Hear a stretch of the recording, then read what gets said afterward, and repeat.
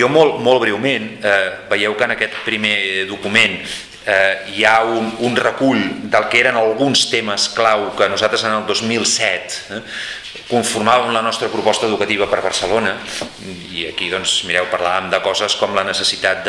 d'enfortir definitivament el consorci, de desplegar el Pacte Nacional per l'Educació, de posar molt èmfasi en l'escola inclusiva, en els programes d'èxit escolar, de posar l'accent i la prioritat molt sobre l'FP i sobre les escoles bressol, de posar en marxa les zones educatives de proximitat, el concepte d'educació al llarg de la vida i per tant les escoles de formació d'adults, la necessitat de lluitar contra la fractura escolar, el projecte educatiu de ciutat i per tant de la configuració d'un entorn socioeducatiu molt potent més enllà de l'escola, etc. Diguem-ne algunes de les reflexions que fèiem en aquell moment. Han passat 4 anys i ara quan nosaltres mirem el passat i intentem fer una lectura del que ha passat en clau educativa en el país i sobretot a la ciutat, la veritat és que fem una valoració agredolça. És a dir, creiem que sí que hi ha hagut elements que han anat en la línia del que eren les nostres propostes educatives de fa 4 anys. Sí, hem consolidat el consorci educatiu com a administració educativa a la ciutat, o hem posat en marxa àrees educatives de proximitat, hem desplegat un programa molt potent de construcció d'escoles bressol a la ciutat, 50 noves en un mandat, cosa que és molt important. Hem gairebé universalitzat els programes de suport socioeducatiu a les famílies amb beques menjador i amb beques per activitats extraescolars i més coses, diguem-ne. Doncs sí, hi ha algunes coses que han avançat en aquesta línia. Al costat d'això també hi ha altres elements dels que fem una lectura molt crítica.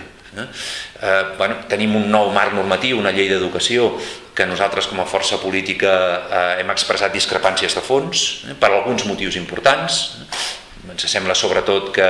no queda expressat en la llei el concepte de servei públic educatiu entre la xarxa pública i concertada amb igualtat de drets i d'obligacions, i en canvi hi ha riscos de reproducció de la fractura entre unes escoles públiques i unes escoles concertades poc compromeses amb el concepte de servei públic educatiu. També hem expressat discrepàncies de fons amb els decrets de centres educatius que despleguen la llei, i per tant amb un determinat model de direcció de centre que tampoc no ens sembla que avanci cap a l'aposta que necessita autonomia, creativitat i innovació, però no, diguem-ne, empresarialització i autoritarisme.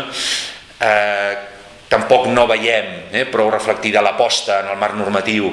per les polítiques de proximitat i per les competències dels governs locals en el desplegament de la llei d'educació. Segurament tampoc tot el tema del projecte educatiu de ciutat s'ha consolidat en la línia que nosaltres voldríem, etc. És a dir, que hi ha alguns elements de lectura positiva i al costat alguns elements de lectura molt crítica. I a partir d'aquí podem projectar, diguem-ne, cap al futur algunes reflexions que evidentment parteixen d'aquí, la necessitat de seguir fent una aposta molt potent per alguns elements que no han avançat prou, com dèiem, projecte educatiu de ciutat, acció socioeducativa,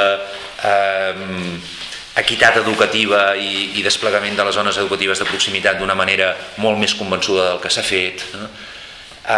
La ferida sagnant que tenim amb el tancament de batxillerats públics i nocturns a determinats barris de les ciutats, i per tant el que significa fer una reflexió sobre el que vol dir inclusió social, proximitat i educació pública en molts barris de la ciutat, la connexió entre el sistema escolar i l'educació en el lleure a la ciutat, sobretot des del punt de vista d'incorporació de la diversitat en l'educació en el lleure. Bé, una sèrie d'elements que ens sembla que s'han d'anar situant molt en primera línia de cara al futur. Això és una miqueta molt en síntesi el que us hem volgut expressar en aquest document, i a partir d'aquí escoltar. Espero que això pugui ser una mica una base que us permeti exposar reflexions, inquietuds, que ens digueu com ho veieu això, que ens hem deixat, on posaríeu l'accent, altres reflexions que aquí no estan però que des de la vostra experiència i des de la vostra pràctica voleu aportar. Una mica es tracta d'això, de poder construir aquest diàleg.